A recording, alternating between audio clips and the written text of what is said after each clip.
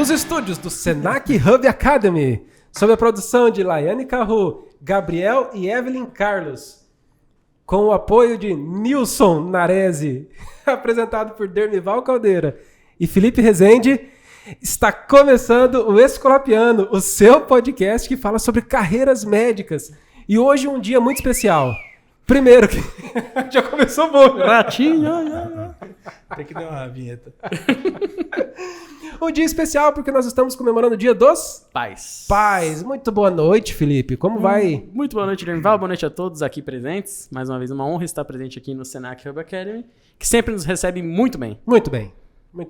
Ó, tem até o banner já diferente. O Nilson ele tá surpreendendo a cada episódio. Muito bem. Ele surpreende um pouco. E quem tá acompanhando a gente aqui, Felipe? Mais uma vez ela. Simplesmente a melhor água de coco que eu tive o prazer e a honra de conhecer e de que sou consumidor nato agora. Muito bem. Essa daqui é a Bizzy água de coco integral. E o grande barato da Bizzy é o seguinte, ela é feita apenas de água de coco sem nenhuma adição e nenhuma retirada de nada. Você sabe como é que é feito, Felipe, o invase dessa água de coco? Eu vou te contar o seguinte, andei estudando então e ouvi rumores que é feito por microagulhamento. E o que mais que acontece? E aí, a água que tá dentro do coco, ela não entra em contato com o ar, ela vai direto pra garrafa. O que nos traz o quê? Sabor e frescor. Muito bem. E saúde, né? Porque se você lê os ingredientes, Dermival? Ingredientes. Água de coco. E ponto. Porque assim, a vigilância, todas as regras do país, tem que colocar tudo que tem ingrediente. Aqui eles não precisam colocar nada mais, porque realmente é só o que tem. Por isso que o sabor é diferente, não tem gosto de hospital. Bom demais. E quem mais? Quais outros parceiros estão conosco? O parceiro gastronômico nosso, que nos alegra sempre, que é o Canto do Cupim. Você já foi no Canto do Cupim? Excelente restaurante. Você recomenda, né? Muito. Eu também, praticamente nascido e criado lá, 10 anos na cidade, o Canto do Cupim, que apesar do nome de ter o casqueirado mais saboroso da cidade, da região, apesar de ter esse nome, você pega o cardápio e você se surpreende. Com peixes, outros tipos de carne, outros pratos diversos que simplesmente são fenomenais. Muito bem. E não deixe de ficar ligado nas redes sociais do Senac. O Senac, ele tem uma infinidade de cursos de todos aqueles que você imaginar. Então, Nilson, como é que nós estamos de programação aí? Alguma novidade por vir? Técnico de enfermagem, massoterapia, o que mais? Técnico de segurança do trabalho. Enfim, se você está procurando aí um curso de qualidade para decolar aí na sua carreira, aqui no Senac tem. Vou inscrever minha esposa nesse de massoterapia aí. Fazer ganhos próprios. Vou inscrever. Não sei se ela vai fazer, né? Felipe, e no dia, então, comemorando o Dia dos Pais, quem que nós teremos a honra de entrevistar hoje? Ô, Dermival, eu conheci um cara na minha época de residência de cirurgia geral, que é o filho. E durante os 2 anos que a gente conviveu muito mesmo, provavelmente ele conviveu mais comigo do que com o próprio pai, naquele período, e eu também. Eu via mais ele do que meus próprios pais. Ele falava muito do pai dele. Muito. Só que além dele falar muito do pai dele com bastante orgulho, o meu pai falava muito desse pai dele. Ele falava muito desse senhor. Inclusive, nós éramos inquilinos de uma bela cobertura que tinha ali no São João Bosco. Um duplex assim maravilhoso. Então hoje nós estamos diante de Salim Chad e Renato Chad. Uma salva de palmas para essa dupla incrível. Sejam bem-vindos. Muito obrigado. Dr. Salim. Dr. Renato, o negócio é que eu só chamo o Chad de Chiad, né? Se eu falar Chiad hoje, os dois vão olhar. Mas é que hoje tá o original. Então você... Então, eu sou o Renato. Renatinho. No máximo Renatinho. Chiadinho e o Chiad. E o Baba Salim, rapaz. Baba Salim. Aqui a origem libanesa é forte. É forte. Mas só para salientar aqui que eu tive uma bela amizade, tenho uma bela amizade com o seu pai. Fizemos um curso junto, curso de medicina do trabalho também. Aos sábados. Fizemos um trabalho conjunto, ele e eu, publicamos. E fico muito orgulho e muita satisfação de ver você também, um médico, filho de médico, igual o Renatão aqui que está com a gente. Muito obrigado, Salim. Mas a minha dúvida é a seguinte, trabalho em dupla sempre só um faz. Quem que fez? Você, meu pai ou vocês pagaram pra alguém? Agora você já tem certificado, você já... Era em trio, foi o terceiro. Mas um trabalho em grupo de 2, às vezes, vão os 2. Fluiu bem. Gente, olha só, a Bizzy, ela sempre manda um mimo pros nossos convidados, porque a gente tem que passar adiante o que é bom. Então tá aqui pro senhor levar pra casa. E Muito tá aqui obrigado. Muito obrigado. Vocês que são de casa. A Bia ainda não pode tomar, mas a mamãe pode se reidratar, tá? Exatamente. Afinal, estamos com produtos naturais. E vai já que é diretamente integral- da fonte à consumidora. Exatamente. Gente, sejam bem-vindos. O objetivo hoje é conversar sobre assim, a relação de pai e filho, ambos médicos. Então eu vou começar pelo Chiad original. Dr. Chiad, onde é que o senhor se formou? Como é que é a história do senhor? Nasceu aqui na cidade, nasceu fora? Como é que se desenvolveu isso aí? Eu sou do estado de São Paulo, uma cidade chamada Nova Granada, bem pequenininha, perto de São José do Rio Preto, que é onde a gente se mantinha com todas as necessidades, porque a nossa cidade era pequena. E, novo ainda, fui para São Paulo tentar a vida, ver que tipo de coisa, que tipo de trabalho faria, mas nunca abandonei a ideia de procurar a carreira médica. Desde pequeno, desde criança, nós morávamos em frente ao doutor Hildo Alberto Ferreira, que era um médico da cidade toda, e eu era amigo dos filhos dele, a gente brincava um na casa do outro, e eu achava aquela atitude do doutor Hildo Alberto uma coisa muito interessante. Chamava muito a atenção o zelo que ele tinha pelas pessoas, o zelo que ele tinha por nós, e aquilo mostrava que na profissão médico a gente tem uma oportunidade muito grande de prestar serviço a um ser semelhante e com muita alegria, com muito prazer, com muita satisfação. E esse é o maior regalo, esse é o maior prêmio da nossa vida médica. É a satisfação de ver o nosso cliente satisfeito e recuperado. É bom dar uma alta, né? É bom. Operar é bom, mas dar uma alta é bom demais. É bom. Essa semana eu tive uma outra experiência que é boa também, que é quando o paciente já volta no consultório. Porque a alta é uma coisa, aí quando ele volta no consultório 15 dias depois, fala, doutor, tô satisfeito, deu tudo certo. Resolveu. Chega a ser comparável com a alta. Eu te conheço, você tem várias dessas. Tem. Você tem várias dessas. Eu te conheço, Obrigado. você tem várias dessas. Mas uma família de quantos filhos o senhor cresceu? 3. Sou eu e mais 2 irmãs. E médico mesmo, só o vizinho da frente. Seu pai Só o trabalhava vizinho da com o quê frente. Nós também? tínhamos um comércio. Antigamente era uma mercearia, era a venda, não é supermercado, né? Agora hoje o que manda é supermercado. E a gente fornecia ali para a nossa região, a gente tinha muita clientela, inclusive de sítios da região, ali chácaras perto. E a amizade, o conhecimento era meio que obrigatório. A gente conhecia todo mundo lá. E o senhor dava trabalho na escola? Era do fundão, era do meio? Foi expulso, suspenso? Faz tempo que eu não utilizo esse nome, né? Mas a gente era chamado de muito arteiro. Arteiro, o cara que faz muita arte. Arte, mas é arte de Não é bobagem não pintou mesmo, quadro, né? não, né? Era folia mesmo. Era bom. Bom demais. E como que o arteiro para estudar e para passar em medicina? Porque é difícil. Uma coisa que sempre gostei foi de desafio. E eu cheguei a resolver, nós tínhamos no ginásio o livro do Oswaldo Sangiorgi, que era o livro de matemática. E eu resolvi todos os testes, todas as lições, e ali falava de trigonometria, isso no ginasial. Falava de trigonometria, geometria analítica, geometria plana. Então, nesse conjunto de livros do Oswaldo Sangiorgi, eu consegui superar as dificuldades que a gente teve no cursinho, porque na primeira aula eu fiz um curso chamado normal. O curso normal forma professor primário. Eu não fiz científico porque na cidade não tinha. E quando o professor fez, na primeira aula de física, uma derivação de vetores e chamou o ângulo de θ e fez aquela derivação, e aquilo para mim foi um grego brabo, né? Foi um negócio muito difícil e me jogou a busca de conhecimento do que é vetor, que é um negócio que tem módulo, direção e sentido. E se eu falar que está nessa direção, você pode procurar aqui que está bom também. Depende de onde está desenhada a seta. Então aquilo foi, na primeira aula de física, no cursinho, foi de enlouquecer. Eu achando que você ia falar bem de física, falei, mas então ele vai formar em engenharia, né? Ele começou falando porque tinha teta, não sei o que, eu falei, opa, gostou de exata, né?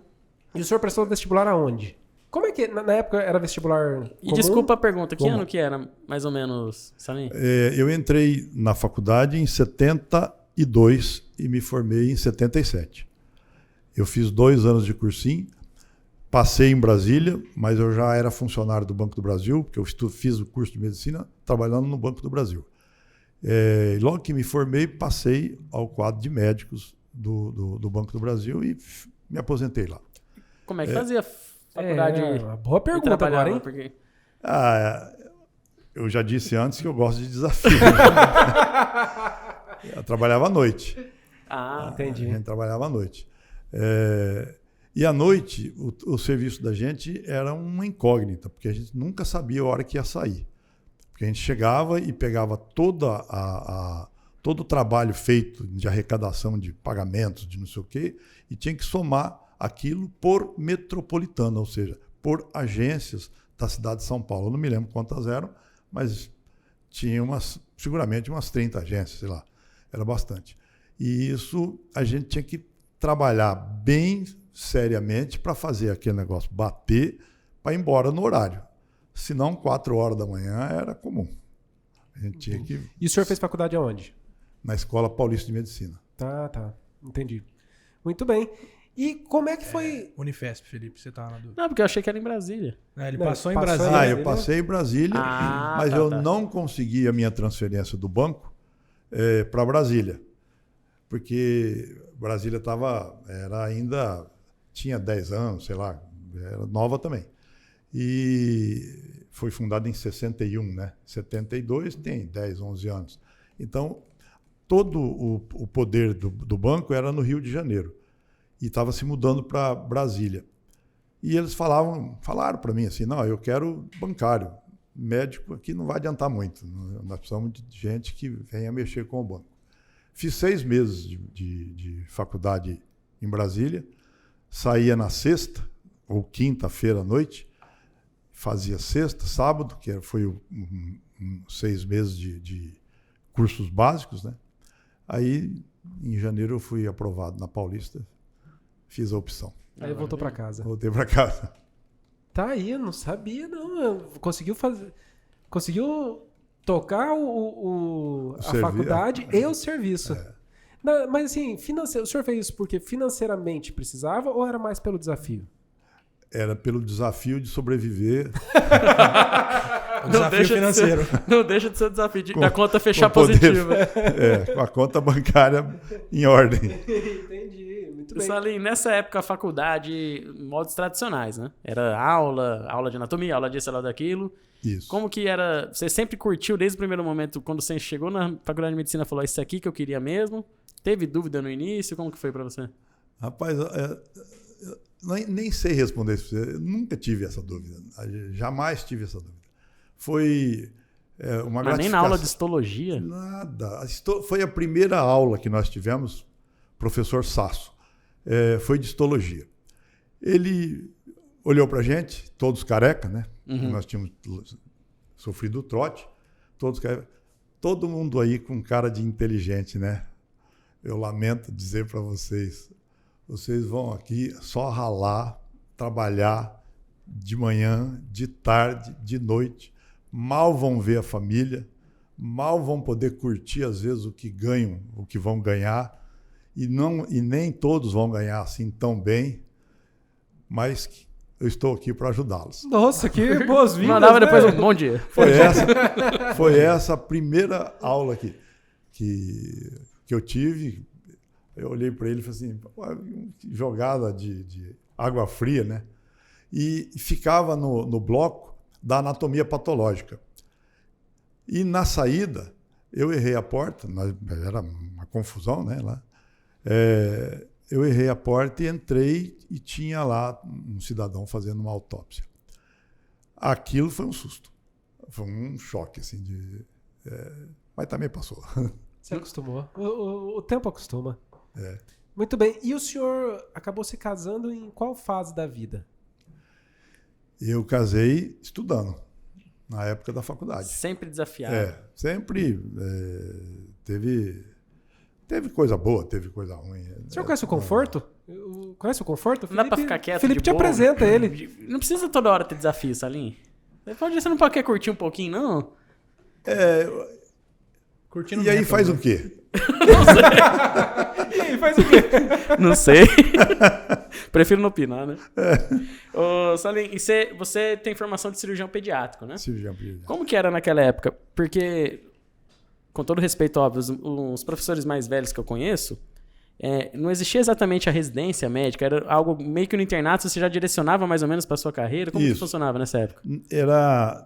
Tinha as tradicionais, que eram, como é hoje, só aumentou, parece, 1 ou 2 anos na cirurgia geral, depois fazia a sua especialidade. Eu fiz a pediatria clínica e depois fiquei 3 anos na Beneficência Portuguesa de São Paulo, fazendo a cirurgia pediátrica. Era obrigatório ter pediatria antes? Ou não era opção Era sua, possível que fosse feito dessa forma. Ah, tá. Então, mas muitos entraram direto na cirurgia pediátrica e fizeram só cirurgia. Mas eu achei muito interessante e ajuda, assim, muito e bastante mesmo, a clínica. A clínica é soberana. A clínica é soberana hoje, era ontem e ainda será por muito tempo. Hoje, a moda maior, pela facilidade de lançar mão em exames e sofisticados, você às vezes pula aquele negócio de inspeção, percussão, palpação e ausculta. E isso é que traz o diagnóstico. Porque hoje em dia tem meninas na faculdade que a unha você vê assim e fala, isso aqui não faz percussão nem a pau. Não tem como. Essa aqui pulou uma boa página do Porto. Muito bem. E o primeiro filho veio com que idade? Em que fase da vida? Recém-nascido. Não foi? Abriu uma Ele brecha. é desses? Você abriu uma brecha muito fácil. Primeiro filho veio, entendeu?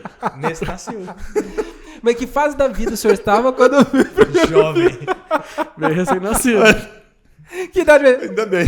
Bom dia. Veio zero. Bom dia. Desculpa. Fica à vontade, que é isso. É porque assim, ó, eu tô vendo que o senhor nunca gostou de vida fácil. Nunca foi tranquilo, né? Não. Porque já casou ainda acadêmico. E o primeiro filho veio em que fase da residência ou da faculdade? Pai, pergunta difícil. Eu acho que eu estava no primeiro ano, logo no comecinho foi. 78. Formado já, né? Não, da faculdade. Primeira filha foi 78. 78. Você tinha acabado de formar. Você estava começando a pediatria. Mas já era enrolado. Já. Aí é outro parênteses. Eu estou só falando a data de nascimento da primeira filha. Tá certo. Então, eu tenho uma surpresa aqui. Pode entrar a quinta filha do Charlie.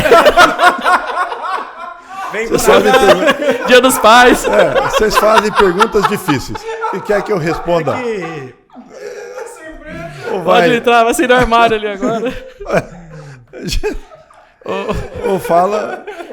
Ô Salim, Eu não fiz nada escondido. Tá tudo em paz. Como é que... Antigamente, não é muito comum, posso estar errado. Então, não é muito então comum. pula essa. Então pula. Não, graças a Deus é profissional. Não é muito comum um homem direcionar para pediatria. Tem aquele negócio assim, às vezes o homem não gosta tanto de criança quanto as mulheres. O que despertava essa vontade de estudar pediatria? Banco do Brasil. Porque eu escolhi, nessa época, uma maneira mais prática, no meu entendimento, para chegar no objetivo que eu queria. Porque para ir direto para a cirurgia pediátrica, eu ia ter dificuldade de manter o banco. E eu não queria abandonar, eu não queria perder essa oportunidade do Banco do Brasil, porque eu já tinha antevisto essa chance de estar no serviço médico do Banco do Brasil. Que decisão... É a primeira vez que eu vejo uma decisão bem racional de especialidade. bem racional mesmo.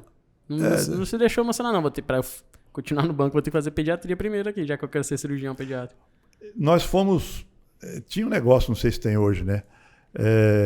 Terminou o curso, nós fomos convocados para a aeronáutica. Tem. Meu grupo, na minha classe e tudo mais. E eu era um dos mais velhos da turma, assim. Você deve ter começado com 18, ele começou com 18. Tinha gente com 17 anos começando na Paulista. E o mais novinho chama Miguel. É o nosso caçulinha lá da nossa turma. E o coronel me chamou e falou, senta aqui e tal, e foi me entrevistando e foi me perguntando das coisas. E eu falei que eu não podia, porque eu já tinha o banco, que eu ia continuar com o banco, queria continuar. Ele falou assim, não, mas nós podemos... Aqui a gente é marido, é pai, é filho, é tudo. Nada é impeditivo para você vir aqui para a gente com a aeronáutica. Depois eu pus o Renato na aeronáutica, porque eu achei interessante. Mas quando eu vi essa possibilidade de me atrapalhar no que eu tinha me programado, eu falei para o Miguelzinho, né? Falei, Miguelito, pô, você tá novinho. De repente, te interessa isso aqui. Ele brilha, assim, meu menino. Vai. Põe esse capacete. Não, mas assim, foi bem tranquilo. E ele falou assim, puxa, você não quer? Eu falei, não quero. Ele falou, eu quero. Aí eu juntei o Miguelito. É um cara muito ajeitado, ele, né? E fomos lá falar com o coronel. Falou, coronel, ele quer ir no meu lugar. Ele falou, então tá bom. Então, bom, já tinha, eu formei em 77, era o começo dos 78, né? Era março, por aí, foi quando nasceu a Mariana. E falei, e sou pai, falei para ele. Ele falou assim, mas aqui nós também somos pais. Não sei, ele queria me segurar lá, né? Aí o Miguelzinho foi lá e... Grande Miguelzinho. Miguelzinho só limpou a barra. Limpou a barra. Muito bom. Renato, qual que é a tua primeira memória do teu pai como médico? Memória. Quer que eu mostre? Tem um dedinho aqui. Já foi suturado aqui. Eu acho que a primeira memória talvez seja eu sentado naquela escadinha que o paciente usa para subir na maca. Sim. Eu sentava na escadinha e ficava brincando com as caixinhas de amostra grátis que ele ganhava do representante no consultório dele. Então eu fazia isso todos os dias praticamente, que eu lembro de criança. Eu ia lá, seu pai vai pro consultório 4 horas, eu chegava lá umas 5, que a gente saía de algum lugar, ficava lá com ele na escadinha assistindo ele atender os outros. Sentado brincando com as caixinhas. Acho que isso E o senhor usava branco? Usava branco. Todo branco. Calça, camisa, sapato, tudo branco. Tudo branco. Era mais prático. O branco é muito prático. É uma coisa que você vestiu, tá assim, tá bom, não tem... Não precisa combinar nada, né? É porque não é o senhor que lava, né? É prático porque não é você que lava, né? E, Renato, na tua história como acadêmico, de estudante, em algum momento você pensou em não fazer medicina, fazer outro curso? Não, isso eu não... Igual meu pai falou, nunca pensei em sair da medicina, eu nunca tive dúvida do que eu ia fazer. Não sei se por influência de ver isso em casa, meu pai é médico, minha mãe é enfermeira, sempre vi essa área da saúde, eu nunca tive qualquer ideia diferente de medicina. Em algum momento da minha vida, lá com uns 16, 17 anos, eu conheci uma turma de piloto de avião, eu falei, piloto de avião é legal. Mas fora esse dia...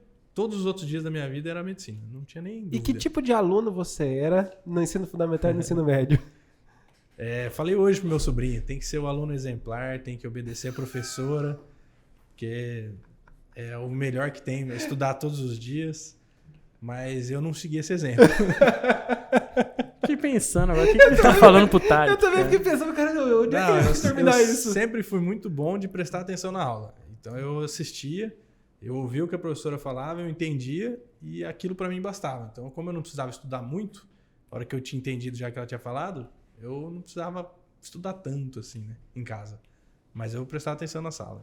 Eu era do fundão, mas com algum tipo de atenção. Já foi suspenso alguma vez? Suspenso, não.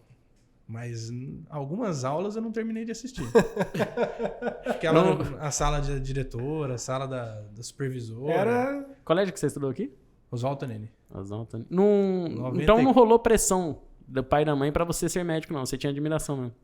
Pressão nenhuma. Porque, que nem eu falei, minha mãe falava assim, meu filho, você pode escolher a especialidade que você quiser, mas a profissão vai ser médico. E assim, entrou fácil porque eu também queria, né? Mas ela falava desse jeito.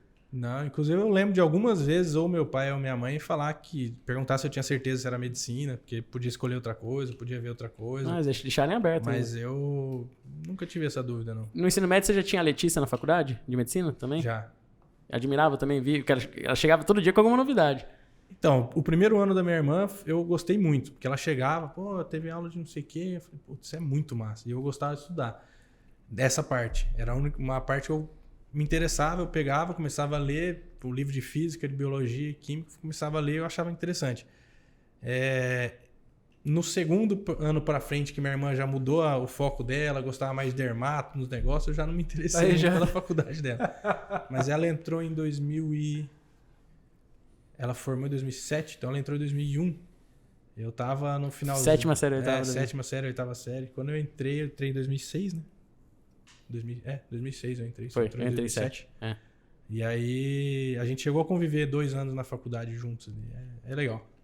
Salim, e como é que o cara que era de São Paulo, se formou em São Paulo, veio parar no Mato Grosso do Sul? Pelo Banco do Brasil. O Banco do Brasil foi um dos pioneiros na questão de programa interno de saúde dentro num cuidado geral dos funcionários. Então nós tínhamos vários programas de saúde. Era um plano interno de saúde em que se desenvolvia trabalhos na questão do alcoolismo, na questão de patologias diversas, orientação para diabéticos, orientação para todo tipo de patologia. Nós tínhamos uma assistência especializada, uma assistência direcionada, melhor dizendo.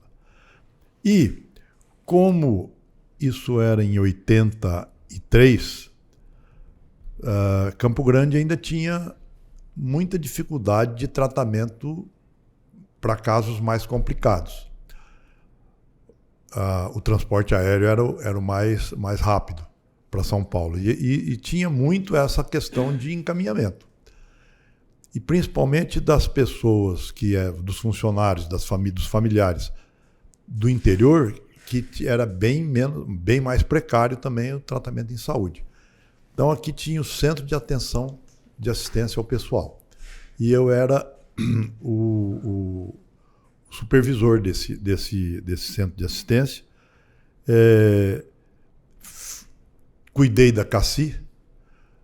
Na época, nós credenciamos muita gente, colegas médicos, para poder ampliar a assistência médica para os funcionários, não só de Campo Grande, como também do interior. A gente trazia, quando tinha lá alguma patologia mais complicada, que era aqui que resolvia, a gente já direcionava para os nossos colegas. E, quando era mais complicado, ia para São Paulo. Mandava São Paulo, Rio de Janeiro, onde Essa pudesse. parte o senhor fazia organização, não chegava a atender adulto, não? Quando o senhor atendia mesmo como médico, era só mesmo criançada? Não, era geral. Ah, também? Atendia geral. Até hoje, tenho a grata satisfação, é uma alegria de verdade. As pessoas do tempo da gente vêm, doutor Chiadi, lá me chamam de Chiadi. Doutor Chiadi. Então, nós fizemos um hall de amizade muito grande, muito, muito gostoso, porque mistura muito, né, a atenção em saúde com a atenção pessoal. Fora daqui, às vezes encontra um colega da época, o doutor Chiadi, como vai e tal. É muito gratificante, e essa minha passagem por aqui foi muito... O senhor de cara gostou da cidade daqui, Salim? De cara gostei da cidade. Eu, na verdade, eu poderia ter saído de São Paulo indo para Cuiabá, lá eu seria o chefe do serviço. Eu ia assumir a chefia do serviço. Mas eu passei por Campo Grande. Eu tinha amigos já lá de São Paulo que já estavam trabalhando aqui, inclusive um anestesista, o Dr. Calado, teve um fim trágico, coitado, mas já era amigo lá de São Paulo. E eu olhei aqui Campo Grande, achei uma cidade limpa, clara, gostosa, ampla. Falei, aqui... Maracaju com 4 faixas também, né? Uma para estacionar 4 para você andar, uma para falar, essa aqui mesmo, quer viver aqui. É aqui. Então, foi esse grau de escolha, né? Eu vim como supervisor da unidade e não como chefe. Mas eu preferi Campo Grande a Cuiabá por conta dessa... Entre e passar lá no raiva calor e passar também, calor, você preferiu só passar raiva. Muito quente. Calor e raiva. Lá eram os dois que ele ia passar. Ô Salim, e como médico não tem um emprego só, aqui você trabalhou quando chegou no quê também? Ou ficou um tempo só na CACI? Chegou a trabalhar em prefeitura? A CACI é um órgão diferenciado. Ele é um órgão do Banco do Brasil, atende os funcionários e familiares em questão de saúde, mas ela é independente, ela tem a sua diretoria, ela tem o seu caminho, tem o financiamento feito pelo banco e tem a participação nossa de como é a CACEMES, né? De participação da rede de saúde. E aqui também estava começando isso. E a gente teve a oportunidade de credenciar as diversas especialidades da época. E isso fazia parte da nossa função. E o banco nem não era permitir, né? Não era, a gente era médico do banco e era para atender indistintamente. Criança, adulto, é para cuidar da saúde do funcionalismo. E isso foi muito gratificante, porque o conhecimento, o grau de amizade, de conhecimento, de troca, foi muito interessante. E abriram as portas para que a gente pudesse trabalhar fora. E muitas indicações dos próprios colegas de banco, com os amigos. Então, deu para acertar as coisas. Então, foi muito gratificante o tempo todo. Esse Banco do Brasil faz umas coisas boas, né? Vou procurar concurso. Já. Já começa a estudar. Ô, Renato, quando você entrou na faculdade, eu digo isso porque, assim, às vezes entra um filho de bombeiro no curso de formação, já vira um alvo porque é filho de um bombeiro, aquela coisa, já ganha uma piadinha a mais. Quando você entrou na faculdade, você sentiu esse peso de ser filho de médico, ainda mais do médico tão famoso da cidade? Eu acho que peso pelos dois lados, porque eu até brincava que na parte médica eu era filho do Dr. Salim e a parte da enfermagem filho da professora Fátima. Que ela foi professora, acho que de todas as enfermeiras de Campo Grande. Ela fundou o curso de enfermagem aqui no estado. Então, assim, o peso era dos dois lados. Qual que é o nome da tua mãe? O nome completo? Maria de Fátima. Maria de Fátima. E aí... Então, onde eu chegava, filho do Dr. Salim, filho da Fátima, filho do Dr. Salim, filho da Fátima. Isso foi, assim, a faculdade inteira, residência inteira. Inclusive, quando eu fui pra fora, a residência também já... Te ajudou ou te atrapalhou essa... Porque, assim, ó, eu não sou filho de médicos e eu ficava olhando meus colegas que eram e as portas se abriram mais fácil pra eles. Não sei se é uma visão enviesada minha. Entende? Eu acho que não. Mas, assim, ó, quando eu queria acompanhar um médico, eu fui pra um estado que eu não conhecia ninguém. Eu não conhecia ninguém, cara. Não tinha quem falasse, por exemplo, você chama o Dr. Salim de tio. Uhum. Entendeu? Se chego eu pra pedir, posso assistir uma cirurgia do senhor? Não, acho que você não tá errado, não. Acho que por não, você estar no meio, facilita. Nessa parte de estágios, de acompanhar fora, ajuda.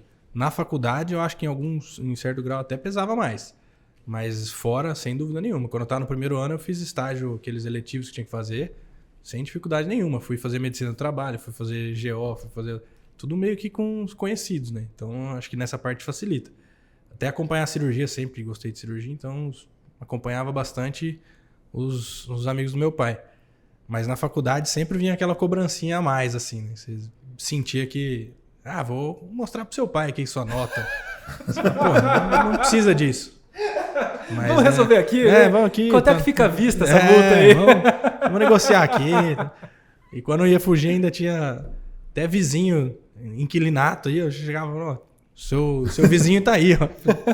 Como meu pai pagava em dia, né? Então não podia reclamar. Tá tudo certo. Ô, Salim, você acha que o Renato estudou mais do que você na faculdade? Em hora ali sentado estudando? Eu digo para tentar entender uma diferença de gerações. Olha, a sorte... Porque o método dele era um método diferente do seu. Não era aula tradicional, não era o PBL. Mas ele saiu melhor que a encomenda. A expectativa é a mãe da decepção, né? Exatamente. Você não se decepciona se você não cria expectativa. O negócio é jogar baixo. Você fala assim, acho que isso aí não vai dar certo, não. E vingou. Deu certo. Ele era estudioso. Rapaz, é um estudioso. Eu acho que eu sei o que você quer falar. É que quando ele festava a 80 por hora, né? Não era 8. Ele manda bem. Ele é muito compromissado. Ele chega, às vezes, quase a chatice quando põe uma coisa na cabeça, ele decide como que ele quer, como que ele gosta, e ele faz questão de a coisa andar dessa forma. Vocês já tiveram pacientes juntos? Ou, às vezes, você já atendeu agora na torácica, Renato? Algum paciente que já foi uma criança que o Salim... Já tive os dois. Eu já tive filho de paciente do meu pai, já tive neto de paciente do meu pai. Que massa. E já tive um paciente que ele me chamou para atender no Hospital da Criança para ver uma pneumonia com derrame pleural. E eu fui lá atender e é legal. Foi uma experiência boa de, sei lá, responder um parecer do seu pai. Eu lembro de uma foto de vocês operando juntos. Era uma criança, né? Acho que você auxiliou ele no apendicite. Algumas. Deve ter uns 6, 7 anos. Não, mas uma instagramável, vamos assim dizer, né? Não, tem duas que são instagramáveis, que são duas histórias muito boas. Essa da criança é sempre legal auxiliar. O campo é muito menor, porque é um ser humano muito pequeno. Então, eu fico pensando, você já no auxílio do adulto, o auxiliar já não vê porra nenhuma. Imagina da criança. De criança é complicado. Não até faz o jeito corte, de segurar faz um furo, né? Farabefe, o jeito de segurar as coisas. Na geral, você vai de cotovelo. O Farabefe também é aquele assim. Na cirurgia pediátrica é o dedo. É o dedo. E a mão dos dois não é a menor das mãos. Não tem muito espaço ali. E a outra foto instagramável, a outra cirurgia, foi uma cirurgia que eu chamei ele para me ajudar na cirurgia na Clínica Campo Grande. E aí foi isso há 2 anos atrás. E aí eu cheguei lá na clínica, a gente entrou, falou, paciente tal, vou fazer isso aqui, isso aqui. A hora que ele entrou na sala, ele falou, você sabia que você nasceu nessa sala? E aí, puxa, que legal, cara. Eu nasci na Clínica Campo Grande, na sala que hoje é a cardíaca lá.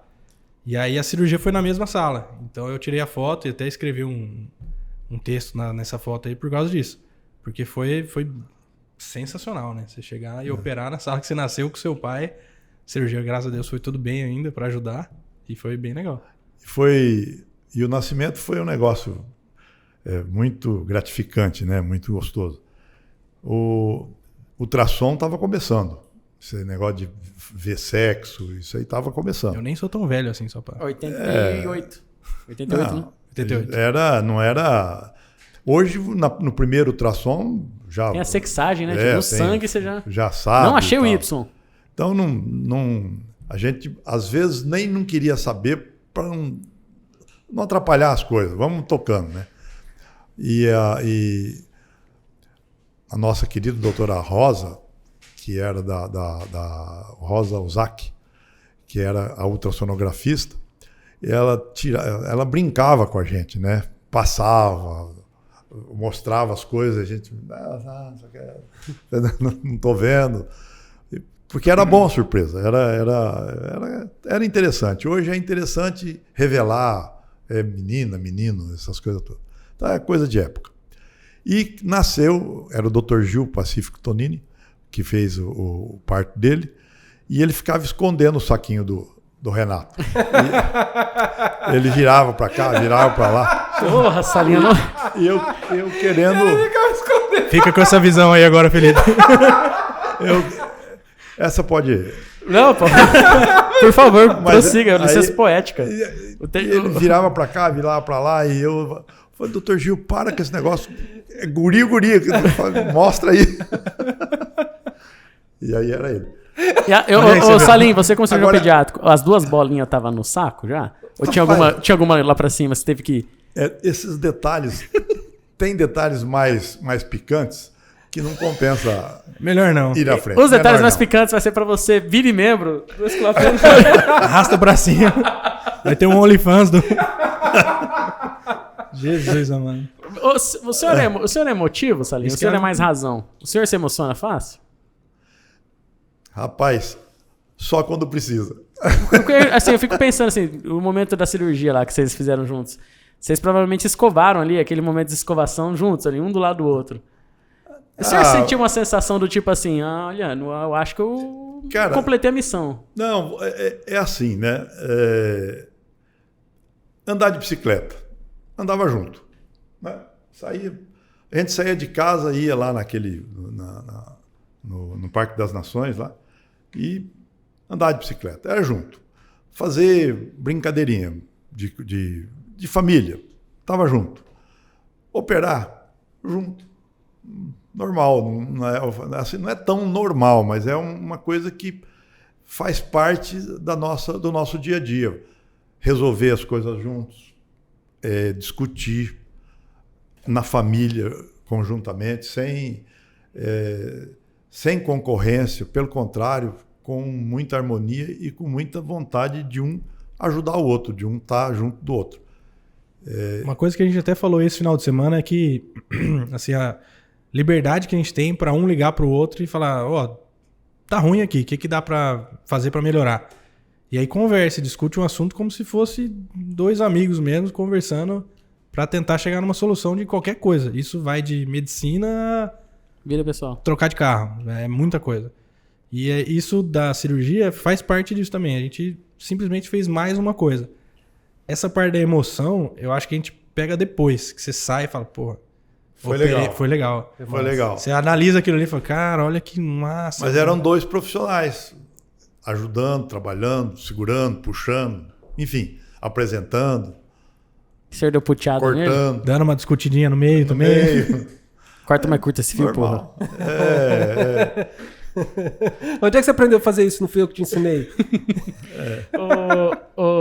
Tem.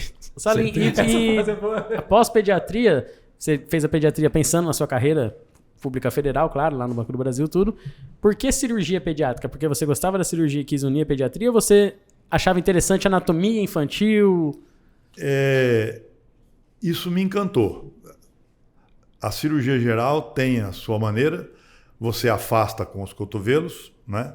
E na cirurgia pediátrica você traciona com os seus dedos, é bem mais delicado e bem mais objetivo, é bem mais rápido, a recuperação é visível, você resolve com muita certeza, muita tranquilidade e devolve a expectativa da mãe, da avó, a hora que a criança sai do centro cirúrgico para acolher, é uma coisa forte, de emoção forte. Mas a responsabilidade não é maior?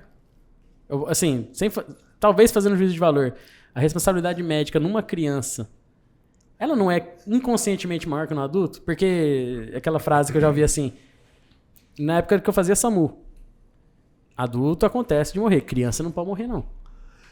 Aquilo que você está fazendo é para os próximos 80 anos. Entendi. Gostei. Você tem que fazer algo. Você tem que fazer Salim. algo. É para os próximos 80 anos. Não é fazer, não é para valer, é para fazer. Para nunca mais ter que mexer. mexer. Não ter que mexer. Então isso é gostoso, porque... Se fosse o cirurgião pediátrico que operou teu apêndice, não tinha dado recidivo. Não tinha dado apêndice de Vamos citar nomes aí. Meu conto, acho que eu já citei algum. Mas não é erro, foi azar meu mesmo. O que foi? Eu tive apendicite duas vezes. Eu tive apendicite em 2011 e 2015. O Coutinho que ficou, ele inflamou 5 anos depois. Ele inflamado, tinha o tamanho de uma cabecinha da lâmina 11, assim, sabe? Apendicite do cotoco. Essa aí foi... É brincadeira, então. E as duas... Azar militar. As duas eu tava de férias. Desse dia pra ele nunca mais tirei férias. Você perdeu a chance de ser operado por um cirurgião pediatra, então. Não, é que a primeira tinha 22 já. Então. Eu já era mais Mas velho. cabe. Eu já era mais velho. Ô, Chad, Por que tórax? Eu tive a oportunidade de fazer... Pra quem não sabe, eu vou até olhar pra câmera. Inclusive, eu vou falar pro senhor, acho que o senhor não sabe. Ou às vezes ele já falou. Eu nunca gostei de seu filho na faculdade. Nunca. Por puro preconceito. Puro preconceito. Eu tinha preconceito por quê? Vamos lá agora. Eu tinha uma visão seguinte assim... Vocês dois são... Cara, você não pode provocar dessa forma. Esse trem tá sendo gravado. Porque eu não era nerdola, nem um pouco. Mas o Chad, realmente, ele festava 80 por hora. Era um acesso e falava, pô, essa turma dele festa demais. Felipe, você não pode falar isso, cara. Mas claramente... Não. Perto dele, da turma dele, eu era tranquilaço. claramente isso já foi dito aqui com muita responsabilidade. Festava na hora de festar, estudava na hora de estudar. E eu vi isso ao Play vivo. hard, work hard. Aí Play eu hard, tinha aquela work hard. sensação assim, e eu era calouro dele, então nas festas ele ainda ficava zoando os calouros. Isso é bronca, cara. É bronca de É calor. bronca. Pode ser infantilidade. Levou trote. Infantilidade. Provavelmente- Levou trote. Eu Cortaram o teu cabelo. Eu tenho minha Sim. suspeita que provavelmente eu escondi um quindim. Eu escondi alguma comida Uma pamonha pamonha. doce com queijo. Ah, eu quero. Não. Aí beleza. Aí, pum. Primeiro dia de residência em cirurgia geral. Eu lembro certinho. Ele era o teu chefe. Nada. Não, fiz junto. O corredor Igual. que a gente tava assim, né? Na breve reunião era portão do inferno. Corredor polonês. Era realmente portão do inferno. Tinha eu mais 6 pessoas. Uma delas era o Chad. Aí eu falei, cacete, vai ter que ser ele mesmo. Era ele e o Café ainda, o Rodrigo Nina. Você Sei. também não ia muito com a cara Vocês são assim. da mesma turma? Porque- O Café também? Aí eu olhei assim e falei, puta, vai ter que ser esses dois então, né? E ali de verdade, ali não tinha mais preconceito nenhum. E bastou 1 ou 2 dias de residência assim. Falei, pô, esse guri é bom mesmo. Que besteira minha, que preconceito meu. E pro meu azar ainda eu tive o Igor de R2, que era da mesma turma. Aí é ruim. Bom, aí é ruim. Aí é Aprendi complicado. demais, porque aí ficava entre amigos. E aí, eu não lembro só quando... o Igor de R2, tinha mais gente.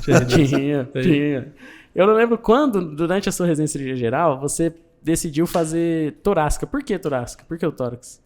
Cara, eu por influência, isso sim, diretamente por influência do meu pai, por já ter acompanhado algumas cirurgias, e ele fala um negócio que é muito verdade, a anatomia da criança é perfeita.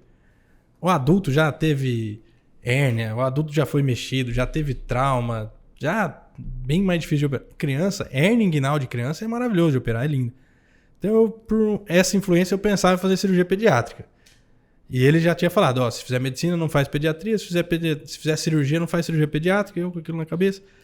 Passei no estágio do tórax. E eu tinha 2 coisas que eu pensava. Uro, porque tem procedimento pequeno, tem procedimento grande, dá pra fazer transplante renal, dá pra fazer essas coisas. E aí quando eu passei no tórax, falei, cara, tórax tem procedimento pequeno, tem exame, broncoscopia, tem cirurgia oncológica, existe transplante. Eu gostei dessa área. Aí comecei a estudar mais. E aí fui estudando tórax, fui estudando.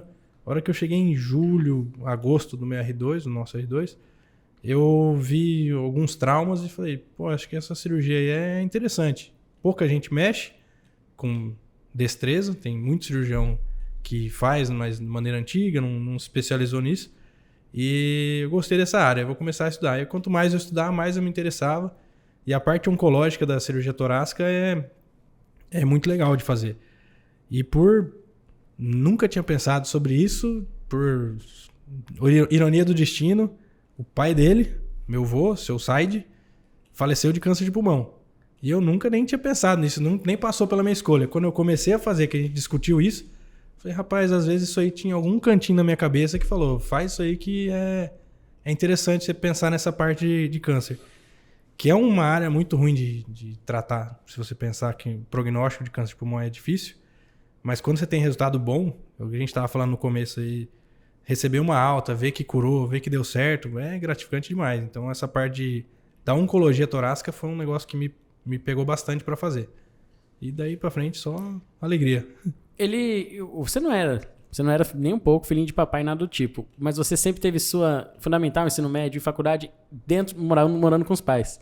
A torácica você teve que tomar a decisão de ir para fora, de ficar 2 ou 3 anos. 2 anos e meio. 2 anos e meio fora. Foi fácil a decisão? O pai apoiou? Como que foi essa questão? O pai apoiou sempre, a mãe também, todo mundo. Acho que a parte de morar fora foi muito bom para eu ver que aquilo valia mais sério. Uma coisa que eu falei, inclusive, no começo do nosso residência de geral, que a gente vê algumas pessoas ainda levando meio que na brincadeira a residência. Fala, cara, essa parte aqui é pra valer. Daqui pra frente sou eu como profissional. Não tem mais faculdade, não tem mais ensino. A hora que terminar isso aqui, o paciente vai entregar a vida dele na sua mão e é você. E como eu morava fora, não tinha nada, não tinha nenhuma lembrança de falar ainda tá em estudo, ainda tá em treinamento. Não, era aquilo lá pra valer. Então serviu muito essa parte de morar fora pra chegar nessa conclusão, de falar assim, pô, é isso aqui mesmo, o jogo agora é sério, a responsabilidade é maior, tem que estudar mais ainda, tem que se dedicar mais ainda na cirurgia. Pra você, a hora que você sai de lá, acabou, não tem mais uma pós, não tem mais uma residência, não tem mais nada. Então acho que valeu mais ainda nisso aí. E o que nesses 2 anos de Rio Preto que você ficou, o que você mais sentia saudade do seu pai lá? Pode ser um programa que vocês faziam juntos, um comportamento, um simples jogo, simples, entre aspas, jogo do Corinthians. Cara, eu acho que um negócio que sempre fez falta e ainda faz falta é o Domingão. Que a gente sempre acordou cedo, Globo Rural, pequenas empresas, grande negócio. Acabava isso aí, ia andar de bicicleta, ia fazer alguma coisa. E aí, como lá eu não Umas tinha boladinhas na janela para ver se acordava? Eu acordava cedo quando era mais novo. Não tinha acordado ainda, ele jogava a bola na janela do quarto para acordar, a gente acordava. E legal. Aí sempre movimentava. Então isso de ter quintal, de ir pro quintal, de andar de bicicleta, pular na piscina, começar churrasco 6 e pouco da manhã, isso sempre fez falta. E ainda hoje faz porque ainda é difícil ter esse tempo livre, né? Você não dominga, né? Domingo, todo dia na Santa Casa. Tu não domingarás. Tu não domingarás. Como médico e com suas especialidades, o senhor acha que foi ausente ou conseguiu estar presente em casa também? Mesmo sendo médico, com vida corrida? Porque são... Em casa tinha Luísa, Letícia e o Renato, né? Tinham 3 em casa. Devo bastante a mamãe do Renato, né? Da Letícia e da Luísa, porque ela é bem família, ela é bem ela agrega, ela coordena. Eu acho que é um papel assim ampliado de esposa, mãe, tomadora de conta, mandona, essas coisas assim, essa coordenação geral. Típico de enfermeira. Conheço bem. Você não fala assim. Queria mandar um beijo pra Paula. Conheço bem. Então, e tudo, absolutamente tudo é discutido em casa, é conversado em casa. Sempre foi assim. E sempre foi disputado a hora do almoço para pessoa, para aquele falar. Ou era o Renato, ou é a Lu fala pra caramba, ou era a Letícia.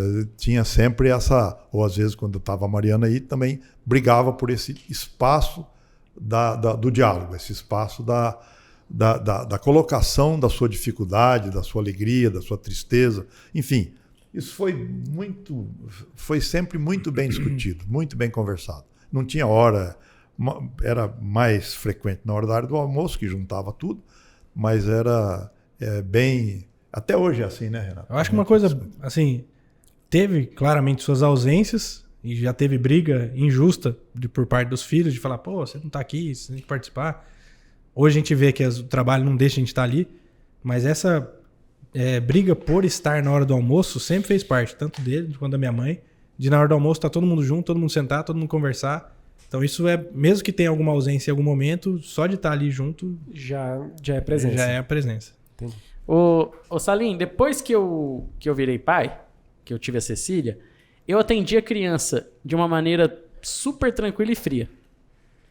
Fria, aquela necessidade fria mesmo, para você ter o raciocínio clínico e tudo.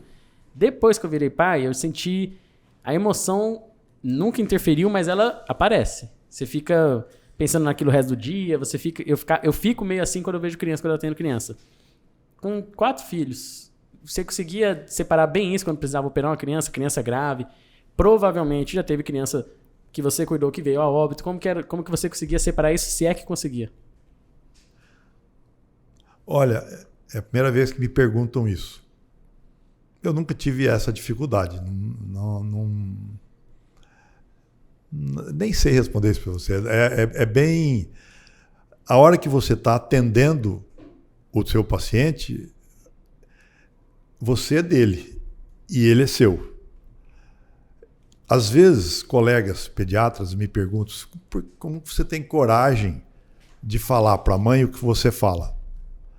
Eu falo porque eu faço a propedêutica geral, eu ausculto, percuto, faço tudo que tem que ser feito e examino. E à medida que vou examinando, eu vou conversando com a mãe, explicando, falando, mostrando, dizendo se tem indicação, se não tem. Então, quando chega no final da conversa, da consulta, o que eu tenho que falar, eu tenho que falar. E tenho que falar da maneira mais simples, mas que ela compreenda o que significa a conduta que você está tomando. E o que significa por que tem que ser feito daquela forma. Sem problemas. Graças a Deus, nunca tive essa... Não levava tristeza para casa, não? Não. Se você não for claro, ela não vai seguir não vai entender o que você está falando. E provavelmente o tratamento não chegará naquilo que você quer. E depois que você examina, conversando, examina, demonstrando, examina, trabalhando com a mãe ajuda. Fica fácil, você fala, explica, ela entende. Sem problema, nunca tive, graças a Deus, esses problemas, nunca tive. Mudou pra você? Cara, não mudou. Eu acho que eu tenho a mesma... Você faz traco em criança do mesmo jeito, mesma antes visão. e depois da Bia? Mesma visão. É o que eu falei, às vezes na hora a gente faz as coisas, igual ele falou, ali eu sou entregue 100%, então ali eu estou pra mãe, pra avó, pra quem estiver ali com a criança, vou cuidar dela, terminou ali, às vezes quando eu chego em casa, dependendo do dia, eu falo, putz, sempre tem algumas doenças que pegam a gente, né? Se atender câncer em criança, câncer não é uma doença que era pra ter em criança, acho que se alguma coisa do design Papai do Céu podia melhorar, isso aí. Câncer não devia pegar em criança. E às vezes você atende uma família inteira por causa da criança. Na hora você vai atender, vai tratar, vai operar, vai fazer o que tiver. Você chega em casa e fala, putz, aí pesa. Mas não por causa da Bia, não por causa... É porque a situação pelo contexto. É difícil. Então eu acho que isso me pega de qualquer maneira. Pegava antes, pega agora. Mas com a Bia acho que não mudou muito o atendimento. E na relação com seu pai, eu tive um insight depois que eu virei pai, que eu falei assim, cara, eu já fui arrombado com os meus pais várias vezes, assim, algumas vezes na vida, que se eu escutasse isso da minha filha, eu ia ficar triste, eu ia ficar chateado. Você teve isso, Renato? Muito. Muito. Como é que eu tive coragem de falar isso? Não, interessante é que você já admirava teu pai por ter a mesma profissão e tal, mas quando nasceu a tua filha... Muito. Eu acho assim, teve fases, né? Eu até comentei isso com a minha mãe. Primeiro, no momento, você começa a admirar muito sua mãe. Você fala, cara, não. Porque o pai, a mãe já é mãe desde que o óvulo... A mãe assou ali, a mãe já é mãe. O pai é só quando nasce. O pai passa a gestação. Conversa com a barriga. Você tá conversando com a barriga. É bonitinho, mas tá ali. Mas não é. O pai é pai quando nasce. Que isso, eu escutava Luan Santana com a minha filha na barriga. É cara. por isso que nasceu mais ou menos. Eu escutava Frank Sinatra, eu escuto música clássica, eu tentei, mas pai é quando nasce. Então você passa a admirar muito a mãe, porque a entrega delas é absurda. Logo depois que nasce, você tem que voltar a trabalhar, você fala, pô, enquanto ela tá lá cuidando, o pai teve que sair para trabalhar. E aí vem esse negócio que você foi pontual aí. Alguma coisa que você fala pro seu pai. Eu já fui o que cobrou do meu pai. Falei, porra, tô aqui e você tá trabalhando. Pra que serve trabalhar? Você vai fazer o que com esse dinheiro? E era o guri chato que tava pedindo pra comer polenta e o pai saiu pra trabalhar. Só, porra, isso é mancado. Por que você tá cansado? Por que você tá cansado? Vamos jogar bola, vamos andar de bicicleta, vamos não sei o quê. E aí hoje, como eu vejo esse lado, puta, eu errei também, devia ter... Não, acho que não. Acho que ele não errou. Porque essa filha vai falar a mesma coisa. Acho que não sabe. Não sabe. Então, Mas esse insight você tem depois que você tem filho. Só depois que você tem filho, só depois. Que daí você começa a se colocar no lugar do teu pai. No meu caso, a minha admiração pro meu pai aumentou exponencialmente. Porque você começa a fazer... Você começa a se privar de algumas coisas por causa do teu filho. E aí você começa a pensar quantas coisas o seu pai se privou por causa de você. Rapaz, o último bife, o último negócio, última coisa... É besteira, filho... mas você Meu irmão, começa... eu tenho uma comigo, Que assim, lá em casa, meu pai é leiteiro, minha mãe era professora, depois fez psicologia. E era uma família simples, que nunca passou fome, graças a Deus. Nunca faltou nada. Meu pai, com muita habilidade, sendo leiteiro, resolveu. E nós tínhamos uma tradição do chocolate. Então, toda sexta-feira, meu pai comprava um tablete daquele de... Minha mãe gostava do Prestígio. Aí vinha um Prestígio pra cada um.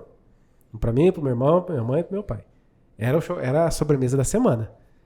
E eu e meu irmão, o que a gente fazia? Pegava, chegou em casa e já destruía. A mãe deixava e tal. E meu pai, cara, ele deixava o dele até quarta-feira. Chegava quarta-feira ele falava assim... chocolate me engasga e tal. Eu cortava no meio, dava metade pra mim, metade pro meu irmão. A vida inteira assim, cara. Chocolate nunca engasgou ninguém. Nunca engasgou ninguém. Mas sim. Só o Felipe não ia comer porque tem coco. Exato. Mas você... Mas você acho que é a entende única pessoa que você não se irrita de tirar de você. Mas você entende o tamanho filho. O cara... É o filho. Quem não gosta de chocolate? O cara inventou um motivo. Ele não ia falar nunca assim, cada um, acabou, não. Ele guardava o dele e ele não comia o dele. Ele partia no meio, dava pra mim. Então, essas coisas, assim, depois que eu me tornei pai, fez eu elevar meu pai, meu conceito... Você já sabe que você vai dar pro seu pai no dia dos pais. Você pode dar um presente que for, mas leva uma barra de chocolate. Vai ter que ter um prestígio aí. Só pra ele lembrar dessa... Rapaz, hoje ele come o que ele quiser. Fala, tá aqui, mergulha. Ô, Salim, você tinha uma boa relação com o seu pai, Said? Said? Said. Você tinha uma boa relação com ele? Graças a Deus. Muito, muito boa. Muito boa. O tempo todo. Ele era muito presente também. Bravo. Levar um tapa daquele senhor não era brincadeira, não. Pela estrutura da Conselho Tutelar! Pela estrutura da mão de vocês... Luva 8,5. A dele dá de 10-0 na nossa aqui. Dava. Mas ele era muito companheiro, muito, muito amoroso. E essa maneira dele conduzir, eu acho que peguei um pouco, porque quando eu chegava muito cansado em casa, de trabalho, a coisa mais gostosa era deitar no chão, deitar no tapete, né? Aí ficava lutando, brigando, dá golpe aqui, dá golpe num, dá golpe no outro, enfim, aquela folia boa de guri, né? E isso aproximava. Tem uma época que não tem diálogo, não tem o que conversar. Então você vai rolar, vai brincar. E essas brincadeiras sempre unem, sempre traz mais próximo. E com isso você vai crescendo próximo. Você vai crescendo. Ainda ontem, não preciso delimitar aqui o assunto propriamente dito, mas a Luísa chegou e ela fala bastante, né? Ela chegou e apresentou uma situação particular dela. Aquilo eu peguei um gancho e joguei um grande desafio para ela. E hoje eu perguntei sobre esse desafio e ela falou assim, foi legal ontem, pai. É um retorno assim, gratificante, porque você fez uma conexão bem mais próxima num diálogo. Então a gente tem esse cuidado, a gente tem esse jeito o tempo todo. Até para botar as bicicletas dentro da nossa veraneio, juntava todo mundo, e tinha que pôr. Era um Tetris de bicicleta. Você encaixando encaixando. Ajeitando dentro da veraneio. Veraneio é aquele camburão, né? Um carrão antigo. Mas cabiam todas as bicicletas lá. Top. E a gente ia pro parque lá. Parque dos Poderes. Parque dos Poderes andar de bicicleta. Andava naqueles trieiros lá, né? Entrava no meio da mata, lá tinha umas trilhas. Mata, legal.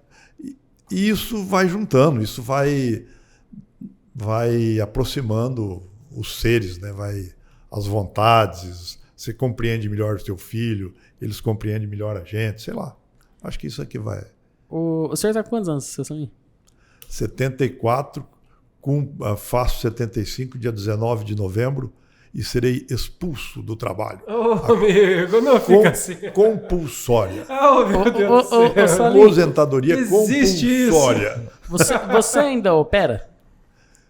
Eu auxilio. Atualmente tem mais auxiliado do que porque eu deixei o consultório. Com a pandemia, para quem tem ponte mamária, safena, pinguela, Não quer pegar essa doença. não quero nem de perto, né, passar por isso aí. Nós fizemos esse aqui, chegava em casa, pá, na piscina, às vezes de roupa. Trabalhava o tempo todo, na pandemia. Era ele que tava, né? Dava medo, né? E graças a Deus estamos... Alguns finais de semana, algumas semanas, na verdade, sem ver ninguém. Sem ver ninguém. Ia pro apartamento, ficava fechado, ele ficava fechado em casa. Quando ia na casa dele, pulava na piscina antes pra matar no cloro os bichos. Inalava Dava uns 2 litros de duas, água. três inalações Fazia de uns cloro. gargarejos com a água da piscina e aí ia pra... cumprimentava de longe. Beleza? Então, isso me afastou. Medão mesmo, né? Ou preservação, sei lá o que é. Certo. Mas acho que não... nós tivemos casos tristes, né? De colegas que foram, colegas da pediatria. Bem bravo. Então, Virgílio. o Virgílio, o Joel Peixoto, com o irmão também, que era advogado, foram os dois lá de Dourados, né? Então, teve história triste. Então, a gente se preservou. Marcelinho, E aí você vai se preservando, vai se preservando, vai Até se que preservando. Se afasta, né? Aí E se ele afasta. viu que era bom. Ele conheceu o conforto. E ele viu que era bom. O médico sabe parar? Ele sabe aposentar? O senhor se preparou? Como que... Eu fico pensando nisso, ainda mais a gente que é cirurgião, né? No começo, eu senti muito. Eu senti um desconforto grande de querer estar trabalhando, mas sabendo racionalmente que não era recomendável. Aliás, eu cheguei para um colega, como não perguntei se eu posso falar o nome dele, eu não vou dizer não. Era da Unimed, cheguei e falei, cara, tá assim, assim, assim, eu tô no plantão, assim, assim, assim, assado. Ele falou assim, e o que você quer? Eu falei, não sei, o que você acha? Uma orientação. É? Quero uma orientação. Era uma orientação. Ele falou assim, escreva o que você quer, eu vou assinar embaixo. Aí eu pedi afastamento por 60 dias.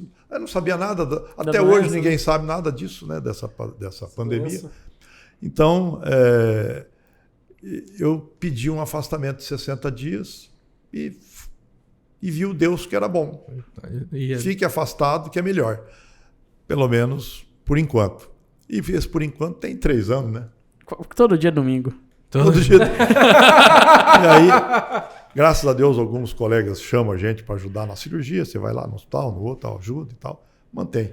Mas a profissão avô é uma profissão que exige muito. É isso que eu ia perguntar agora. Que presente foi melhor para o senhor? Ele ter passado na faculdade, na residência ou a neta? Aí é covardia, né? Todos eles são bons, todos eles são... Não é fugir de resposta mais curta ou mais objetiva. Cada fase tem que ser muito bem curtida. Ela tem que ser muito bem aproveitada. E a gente tem feito isso, graças a Deus, com muita tranquilidade. A nossa casa está o tempo inteiro todo mundo lá. Então, tá tudo de bom. A casa de vocês é acolhedora. É acolhedora. Aquele quintalzão, aquele fundão lá é bom demais. Ô Chad, você consegue falar pra mim um defeito no seu pai? Porque você o conhece há 34, 35 anos. Então... Olha lá, o que você vai falar, hein? Eu acho, não sei. Defeito é difícil, hein? Você pensar assim do nada, assim. Para. Todos temos. Cara, não sei, cara. Não, de verdade, não consigo pensar, não. Eu acho que algumas características que ele tem que, de alguma maneira, trazem um resultado muito bom, às vezes, a maneira que chega lá é difícil.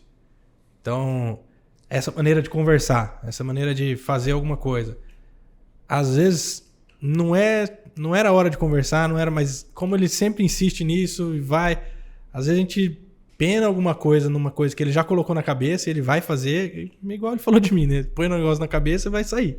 Às vezes tá na cabeça dele, é o melhor, a gente vai ver isso lá na frente, mas como a discussão às vezes fica meio difícil, a gente tem uns atritos ali nessa hora. Mas acho que defeito, assim, não Baba Sarinha é consigo... contundente, então, nas opiniões dele. É um jeito muito educado e teimoso, né? Entendi. Mas E qual que é a maior virtude do teu pai? Aquilo que você tenta puxar pra você? Eu acho que é a entrega. Entrega de 200% em tudo. Isso eu não tenho dúvida. Se ele vai fazer 250% de dedicação. Isso aí pra tudo. Tanto que agora ele fala que ele tá no conforto, tá em casa.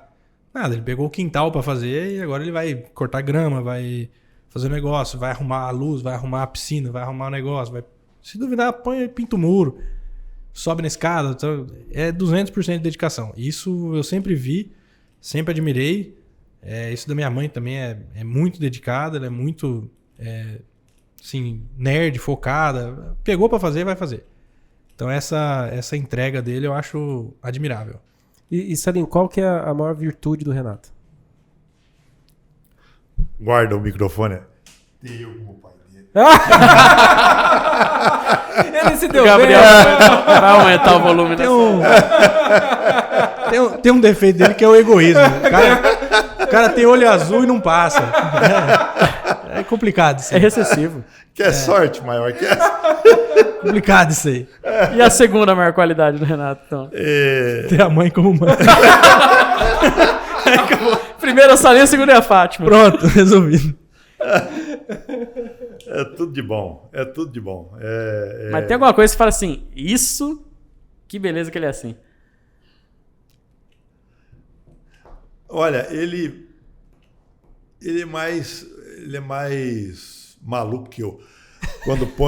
Quando põe uma coisa na cabeça assim, vai fazer e tem que fazer e precisa ser feito, ele vai fazer da melhor forma, ele vai procurar fazer do melhor jeito e busca um resultado positivo. Busca com afinco. Isso é legal. Ver isso na família é bom, porque a mãe é assim também. A mãe põe na cabeça, vai fazer e tem que sair do melhor jeito possível. Então, esses desafios, eu falei no começo, né, que eu acho que eu sou meio movido a desafio, é interessante ter isso compartilhado, porque o resultado sempre vem melhor. Então, quanto mais você discute, quanto mais você aperfeiçoa aquilo que você está querendo fazer em conjunto, não tem erro, né? Não dá erro. Os erros vão sendo corrigidos à medida que vai sendo elaborado. Eu tive a oportunidade de ser preceptorado pelo Renato. Por que risada, Renato? Que engraçado isso. Não, eu fui muito... Preceptorado pelo Renato. Ele foi meu chefe na residência. E tem uma característica dele que eu tento levar para mim todos os dias, que é serenidade. Eu peguei umas cirurgias com esse jovem cirurgião, em que eu estava assim, abafado, e ele tranquilo. Calma, jovem. Ele falava assim, calma, jovem. O Chad, mas calma, tudo vai se resolver. E realmente tudo se resolvia. E aí eu tenho que extrapolar isso, porque assim, talvez eu não sei se alguém já te disse tão claro quanto eu vou dizer, talvez eu nunca tenha te dito isso também, mas o senhor foi muito competente em criar um médico de caráter. Porque assim, você ser cirurgião de uma área muito nobre, que é a cirurgia torácica, em que você sofre assédio de... Quem tá na área sabe do que a gente tá falando. Assédio de várias formas.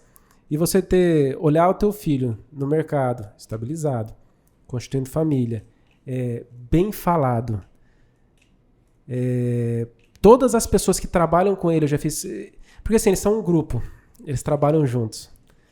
E sempre rola uma comparaçãozinha. E o Chad, ele sempre despontou em alguns aspectos. O aspecto relacional dele é sensacional, deve ter puxado pro senhor. Ser esse boa praça que ele é. O aspecto técnico.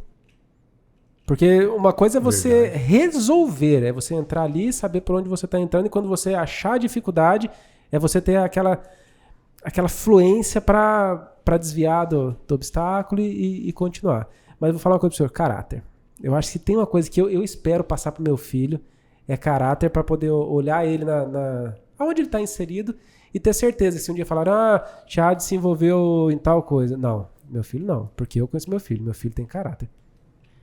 Uma maneira que eu vejo de você enxergar a qualidade profissional de um médico, que eu já observava como médico mesmo, mas eu vejo que minha esposa, que provavelmente a Fátima também vê isso como enfermeira, ouvia, quando você pergunta quem que tá de sobreaviso na torácica, a pessoa tem maneira de falar que é o Renato.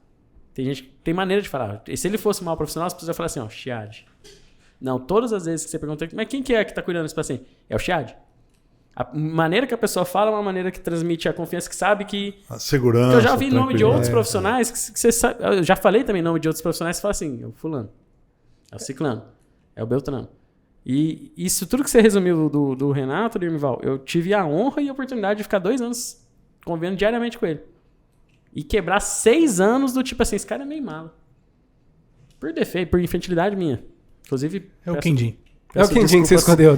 Devolve o sonho dele. Se a gente tivesse a oportunidade de contar as histórias nossas de 2 anos... Agora, você senta aqui no meu lugarzinho, ocupa o meu espaço e escuta isso que vocês estão falando desse cara aqui. É legal demais, né? É uma coisa assim que a gente observa. Eu falar é porque sou pai, não tem tanta graça, mas eu observo isso, percebo isso, me agrada isso, a gente fica feliz com isso. Agora, vindo de vocês, espontaneamente, é muito legal. É muito legal porque é isso mesmo, é uma coisa assim que a gente vai... nós construímos assim, buscando sempre essa harmonia, sempre essa responsabilidade. Isso que ele fala da gente ser focado, mas não é focado. Pega para fazer, vamos fazer bem feito.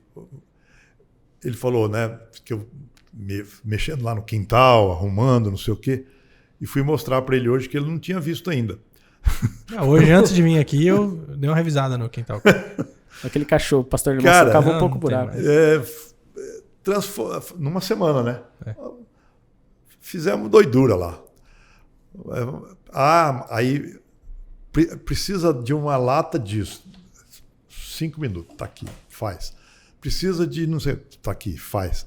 Então, a gente procura fazer sempre bem feito, sempre que agrade, que fique bom, que você fala, puxa, valeu a pena. Se não valer, não tem graça. Então, a gente tem que se dedicar mesmo. Ô, Chiad, às vezes, no dia a dia, acho que, dependendo de como é a criação, a gente às vezes tem dificuldade de externar algumas coisas que a gente quer falar para as pessoas que a gente ama. Eu, por exemplo, por mais que eu sei que eu tenho que falar que eu amo muito meus pais todos os dias, às vezes você não consegue, às vezes você dá aquela travada, às vezes não é o jeito que você foi criado e tudo mais. Você tem algo a falar pro seu pai como se fosse uma oportunidade única, maravilhosa agora de falar algo para ele? Cara, é bem... E aí se ele não falar? Tô esperando. Sim. Não, é que é bem assim, mas todo dia você tem essa oportunidade. Não é só hoje. Você tem que... por caminhos da vida aí, eu acabei entrando no Demolei, depois na maçonaria, e tem alguns momentos que você pode ter esse momento de liberdade com seu pai, fazer homenagem e conversar. E eu, graças a Deus, falei, mas eu, sem dúvida nenhuma, nunca vai ser o bastante para falar que eu amo ele, que eu admiro, que é um cara sensacional, que se eu conseguir chegar em 1/3 do que ele foi, eu tô muito feliz. Então velho, você fica bastante feliz que você já passou 10 vezes. Falta muito ainda. Nossa, mas é isso. Então, assim, eu já falei, com certeza, mas eu acho que todo dia se conseguir chegar em casa e mostrar um pouquinho mais e reconhecer mais um pouquinho. Esses dias eu gosto de música clássica por algum motivo. A gente começou a conversar e falou, quando vocês eram criança eu colocava disco, vinil de música clássica, ficava tocando e vocês ficavam brincando. Falei, cara, até isso às vezes me formou, veio comigo e eu tenho que valorizar dele também. Então, é mais uma coisa que eu admiro, mais um momento que a gente teve de conversa. E amo ele incondicionalmente. Tem uma música que é de vocês dois? Pra gente colocar na postagem? Acho que música? Deve ter alguma que você escutou muito com ele, quando é mais novo. Alguma... Frank Sinatra. Como é que chama lá? My Way. My Way. Pô, de novo, Vai, essa, vou ter que essa colocar é de- famosa. Não, mas a da Samira foi com Elvis. Deles é mais Ô, fraco. e- Não, mas então, meu pai prefere o Elvis cantando. Salim, se a gente pudesse então tem um gravar o último conselho de um pai cirurgião para um filho cirurgião, ou melhor, de um pai médico para um filho médico, qual seria o último que o senhor poderia dar? Último. Se fosse o último, qual seria? Não faz medicina. Se fizer medicina, não faz pediatria. Medicina é muito legal. É o curso, né? Vamos falar. É um prazer enorme, é um orgulho, é uma satisfação, é completo, é forte, te obriga a optar pela seriedade, te obriga a optar pela honestidade, te obriga a ser sincero, porque outras profissões, às vezes o cara dá uma enrolada aqui, uma enrolada ali. Na medicina nós não temos essa chance, nós não temos esse direito, essa chance. Graças a Deus a gente tem que ser sério, firme, convicto e eficaz, eficiente, de todas as maneiras, para que a pessoa saia daquela dificuldade com gratidão, não gratidão a gente, mas agradecido pelo poder de ter se curado, de ter se arrumado, de ter saído da dificuldade. Tem algumas doenças que a gente já sabe os fins, né? Porque são graves mesmo. Não sei como que ele consegue enfrentar isso no dia a dia. E na criança, graças a Deus, a gente não vê muito isso. Tudo que a gente faz é em prol de um desenvolvimento melhor. Então é bem gratificante. E eu acho que ele está no caminho. Tem um conselho muito bom que eu ouvi dele, foi o cirurgião pode demorar um pouco para aprender a operar, mas ele vai demorar muito para falar não para uma cirurgia. Eu acho que isso fica na cabeça assim, várias vezes você pensa bem sobre a cirurgia, conversa com o paciente, indica quando você tiver certeza que daí o resultado vai ser bom. Mesmo que não seja a cura, o resultado vai ser bom. Você vai ter uma relação boa com sua família, vai ter relação boa com a família da paciente. Você expôs honestamente tudo que estava acontecendo. Você não super indicou, não indicou por algum motivo qualquer. Você conversou, você criou uma relação com a família, que eu acho que isso vale a pena além da doença. Porque a gente trata de algumas doenças que o Oli falou, são desfechos não tão agradáveis. Então acho que essa ideia fica na cabeça também. Salim, eu acho que sim, acho que você deve ter feito isso. Mas se você tivesse a oportunidade única, e inclusive é a crença de muitos, de falar uma última coisa pro Said, seu pai, você falaria o quê? Aos altos dos seus 74 anos. Que eu ainda amo ele. Isso ele já sabe, isso ele sabe provavelmente, né? Não sei, sei lá que... sei lá onde é que ele tá. Onde é que ele tá. Cadê meu presente? Ah, tá aqui. É verdade? Vamos ganhar presente hoje? Você viu? O que vira rotina. Mas é que eu achei... Achei não, tenho certeza. Vocês merecem isso aqui. Pela ideia do... Falei pra você antes de começar isso O Chad aqui. é um dos maiores fãs do podcast. Eu Ele sei. e a Dani. Eu sou muito a Dani, fã de vocês. oftalmologista excepcional, óculo plástico, maravilhoso. Pela ideia do podcast, pela maneira que é feito esse podcast, pela conversa que vocês têm. E hoje, em especial, por deixar gravado essa conversa com meu pai, que eu acho que a gente já conversou muitas vezes, mas não tem gravado quase nada. O que é bom, porque ninguém perde tempo gravando nada. Mas a gente tem isso gravado. Então eu trouxe uma lembrancinha. Só, rapaz, Olha só, ganhamos presente. Uau! E já Uau. que eu... Da onde que é essa caneca? Conta pra gente. Isso aqui é do nosso grupo de cirurgia torácica, Thorax Center. Aproveitar o momento que a gente está falando da empresa, da nossa cirurgia torácica. A gente está no mês muito importante para a gente, que é o Agosto Branco, que é a lembrança e o alerta para cuidar do câncer de pulmão.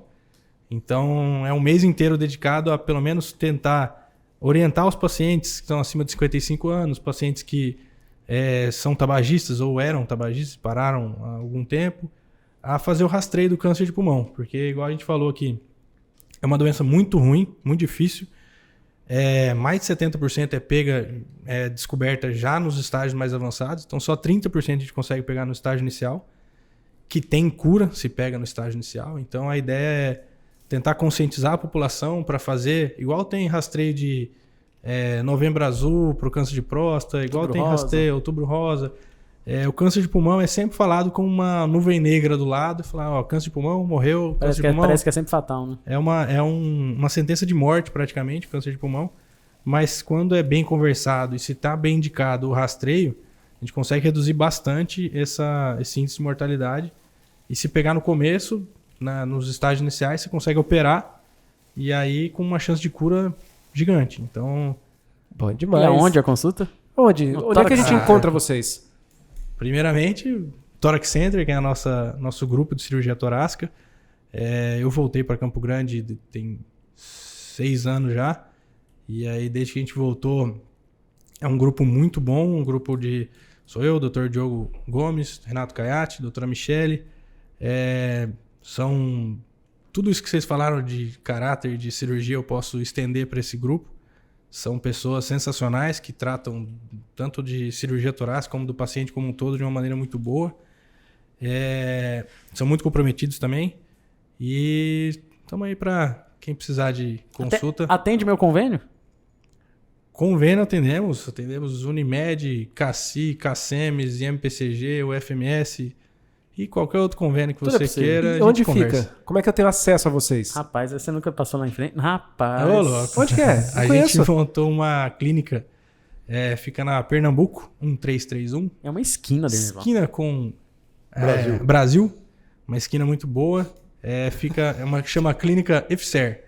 Nessa clínica funciona lá dentro também a Thorax Center, que é a nossa empresa de cirurgia torácica.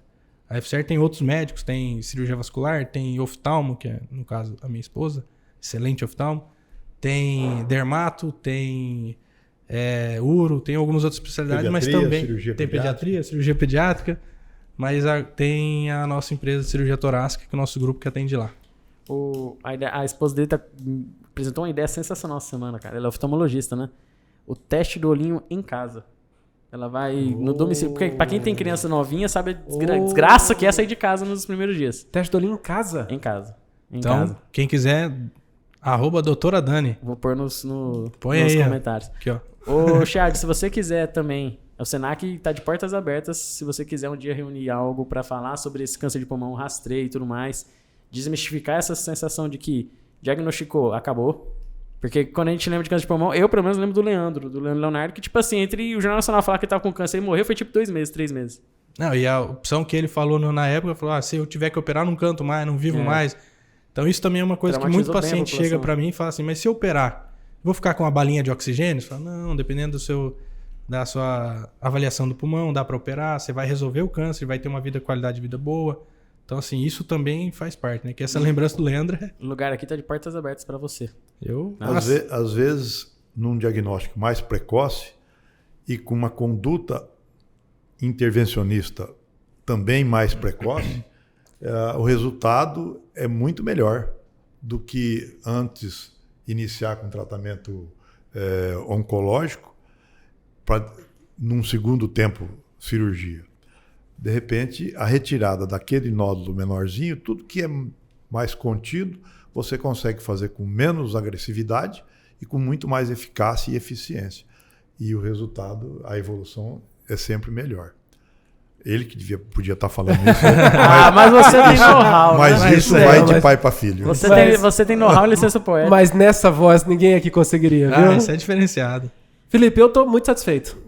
Muito bom, né, cara? Bom demais, muito cara. Bom. Fica muito claro pra gente o ambiente em que vocês viveram. Vivem. Um ambiente agradável, um ambiente acolhedor e que, sem dúvida, isso daí já é uma cultura da família. Já é natural dos Chades. E ao som de My Way, né? Vamos publicar esse episódio em especial Dia dos Pais. Com uma recomendação de filme aí, Poderoso Chefão embaixo. Vocês gostam. Poderoso Chefão é o... Então eu vou fazer o seguinte, como a última convidada colocou My Way, eu vou colocar a trilha sonora do Poderoso Chefão. Sensacional. Tá? É bom, hein? Ô Salinho, eu quero te agradecer, viu? Te agradecer pela presença. Te agradecer pela oportunidade de escutar você, porque eu escutei você em todas as facetas. Hoje um pouco mais comedido, sério. Assim como no mês passado a gente tava comendo um belo no churrasco. E toda vez eu aprendo. Toda vez eu aprendo alguma coisa. Legal. E coisas importantes. Eu adorei isso. Na verdade, quem tem que agradecer sou eu, porque é uma oportunidade muito gostosa, primeiro de tudo, muito gostosa, porque estamos entre amigos, falamos à vontade, falamos sem censura, com muita naturalidade.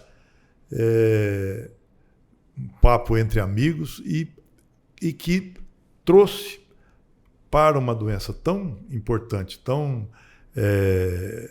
atual, essa oportunidade de existe chance, existe possibilidade, existe jeito de que quanto mais cedo for atendido e mais cedo for resolvido, a evolução é menor, melhor e mais saudável. Não é? Então, acho que isso é interessante. Porque tem câncer da próstata, tem o câncer de não sei o quê. Parece que, então, só aquilo que importa.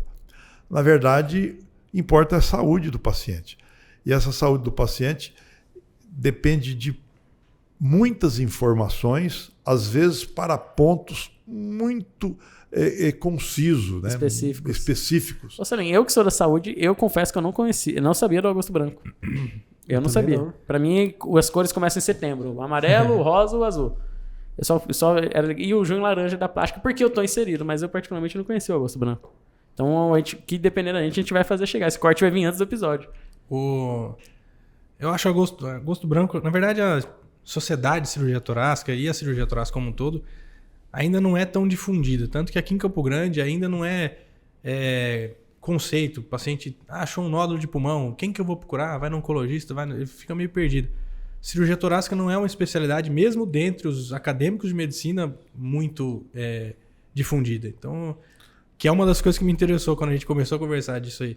Eu acho que é pouco estudada, pouco difundida e com um resultado muito bom quando a gente se dedica bastante nessa área. Na verdade, se a gente for olhar a história, quem cuidava dos pulmões em Campo Grande era aquele endoscopista da vez, que passaram alguns.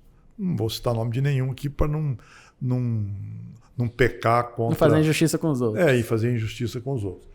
Cada um teve a sua importância, grande importância, porque era único às vezes, porque às vezes eram 2 só que tinham, e cuidava da endoscopia, alguns cuidavam da cirurgia.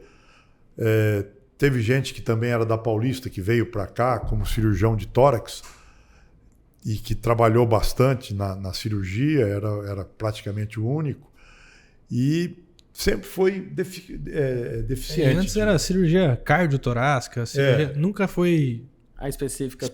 Né? Agora é que está mais evidente esse grupo que está aí, que está produzindo bastante, e com essas ideias que são revolucionárias, na verdade.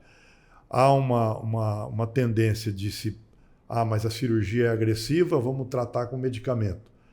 Mas, às vezes, a inversão disso leva mais à cura do que o inverso. Você tem noção, você que daí sua muito na mão, sua na axila, é o torácico que você tem que procurar. É ele que resolve. Hiperidrose palmar. É o torácico que tem que fazer a simpatectomia para curar isso em você. E é uma especialidade, que nem você falou, ela nasceu, você parou até começar a se apresentar e tá. Você me deu uma ideia agora, cada a gente fazia um quadro pequenininho falando de especialidades médicas? Quem deu a ideia foi ele, foi Salinho, foi eu. Então, Salinho, nós vamos começar pelo senhor, então. A gente vai gravar numa outra oportunidade falando sobre cirurgia pediátrica. A gente fala pequenininho, assim, 5 minutinhos, daí a gente vai lá e fala, cirurgia pediátrica, pra quem tá na dúvida de como é a carreira do cirurgião pediátrico, tem essa noção. É que muito do nosso público também tá na faculdade. Carreira de medicina, né, que é a origem do podcast aqui, acho que seria muito bom essa ideia. Qual que é? Vou fazer mini pílulas apresentações de especialidade. O que faz o cirurgião, qual é a qualidade de vida, o mercado. Porque ninguém fala sobre isso dentro da faculdade. Ó, você vai se formar e lá fora vai ser punk. Se você errar na especialidade, pode ser sofrido. É quase igual a cirurgia na criança. Para 80 anos. Para 80 anos. 80 não, mas com 50 vai. Por 50 anos, então tem que escolher muito bem. 30 já foram, né? Já. Se pensar que às vezes a escolha feita, igual você falou, foi racional, uma escolha foi de um jeito. Às vezes tá na época da residência, tal especialidade, tá ganhando bem, tá voando, aí o cara vai e escolhe aquela especialidade. A hora que entra pra ver, fala, não era isso que eu queria. Não... Pura emoção, emocionou. Ou emocionou, almejou outras coisas. Ou o olho brilhou com dinheiro, né? Depende do... Agradecer o Senac mais uma vez, Nilson, pela oportunidade de estar aqui. E explicar pra você que gosta de conversas como esta, que valoriza isso, que pelo amor de Deus, você tem que se inscrever no canal, você tem que clicar no joinha. Se você não gostou, leve pra você, não clique no de joinha, tá? Não clique no dislike. Porque você pode cair no meu plantão. Se você não gostou... Gravando. Se você não gostou, compartilha com quem você não gosta. Exato. Ótimo. Difunde pra quem fala, você manda não assim, quer. fala, olha que Fala bosta. assim, nossa, olha esse O negócio. importante é estar horrível. girando, o importante é estar engajado. Faz a pegadinha, olha que bom, chega lá, tá droga. Se inscreve segue no YouTube, também estamos no TikTok. Antes de encerrar, só para agradecer de novo a oportunidade de vocês. Não pela conversa, que a gente já conversa em vários corredores aí, mas pela oportunidade de estar junto com meu pai mais uma vez. O mais legal disso aqui, Chad, é que gravando daqui 30 anos vai estar na nuvem. Exatamente. Então eu vou ter um material gravado. A Bia vai poder assistir o senhor. Que maravilha. A coisa que, assim, eu não tive oportunidade de assistir. Um pouco que lembro dos meus avós. Eu nem conheci. Então eu não tinha essa oportunidade, não tem nada gravado. É alguma coisa que pelo menos a tecnologia vai trazer de bom. Isso eu achei sensacional. A Bia, às vezes, no 6º ano, se ela quiser ser médica, perto da formatura, vai poder ver o voo que ela... De toda a idade. Era esse cara? É esse aí. Esse velho era massa, ela vai falar. Tudo que eu tenho de referência do meu avô é que meu pai me conta. Se eu tivesse um negócio desse aqui, eu achava demais. Sensacional. Cara. Esse aí pode perder a fita porque vai estar na nuvem, então... Obrigado, Steve Jobs. Essa tal de nuvem, eu não sei o que é. Rival, muito obrigado. Só que trazer ele para efeitos especiais. Efeitos sonoros. Eu já falei que eu estou à disposição no dia que o Felipe tiver com fome Mas sem dúvida. Jantando. Sem dúvida. Obrigado por sempre apoiar o podcast, porque eu sempre apoio. A medicina ela é circular de egos, né? Tem colega que fala abertamente. No primeiro episódio, a esposa dele... Tem colega que esconde, assim... Poxa, por que eles fizeram primeiro e tá legal e eu não pensei nisso antes? Por que isso não sei o que? E tem colegas que acabam não falando. É normal, é coisa de psique e ego.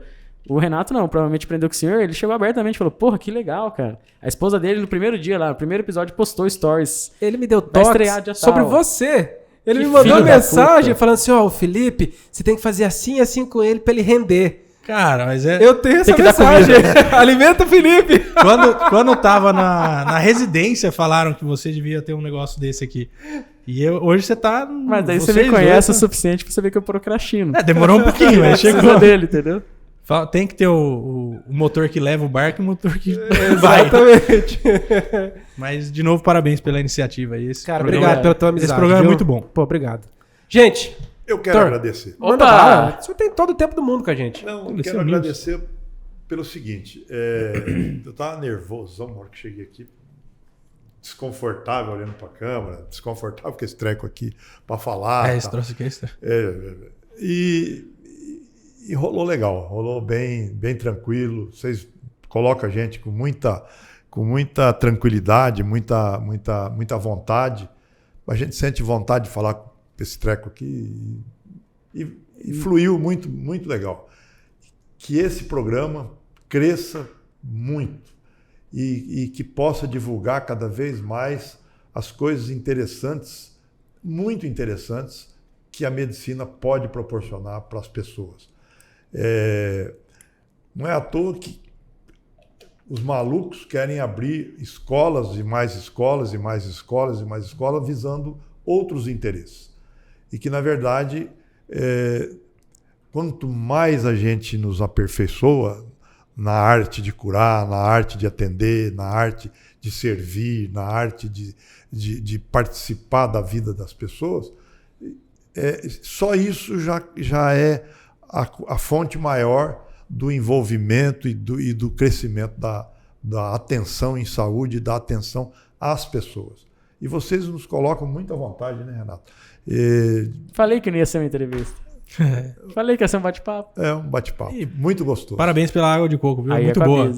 Primeira vez que eu escuto. gente. Acho que isso, muito legal isso que ele falou, né? Ganhamos acho um mês, que- depois de 21 episódios. Esse é o 21º episódio. E assim, a gente juntou o cara que acompanha a gente desde o primeiro com o cara que no 20º é o primeiro que ele tá vendo. Não foi por falta de insistência, Então que eu mandei alguns episódios pra ele. Esse feedback Ele de só não vocês quis é...